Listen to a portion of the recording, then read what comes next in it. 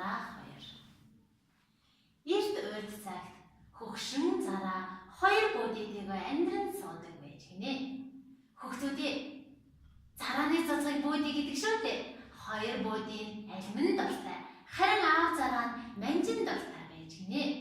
Ингээд 2 буудины нэг нь аавда манжин авчирч өгөхөөр ногооны талбай руу явж гинэ.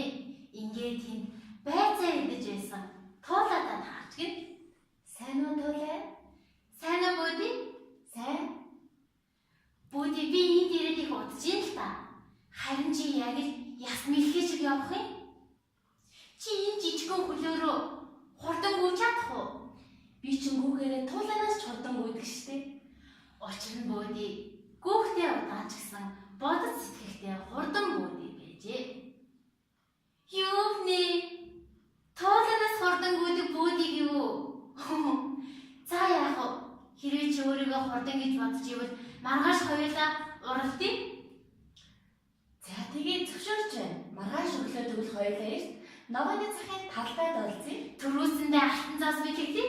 Болж байна гэж хэлээд явжээ. Ингээд буудий гэртээ ирээд ах буудийтэй өдрийн болсон явдлаа ярьжээ. Ингээд маргааш өглөө нэг буудийн барайны ихэнд, харин нөгөө буудийн барайны сүүлд очгинэ. Ингээд зараа туулаа 2 уралдахаар болж гин.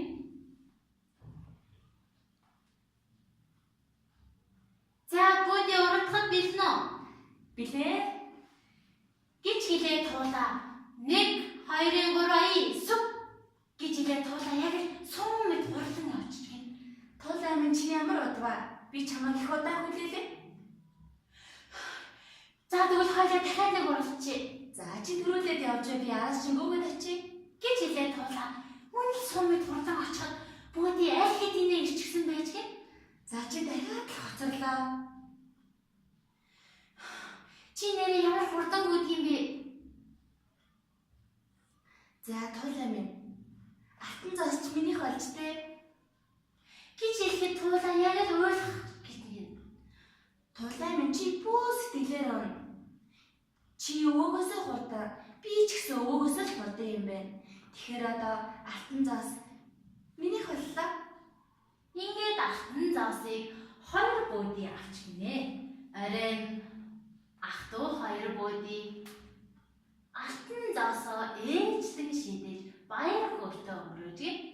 Харин 2 буудины энэ уран харахыг туулаа мдээгүй өнгөрсөн гэж шүүхтүүдээ. Ингээд үлгэрээ анхаарч сонссон хүүхдүүд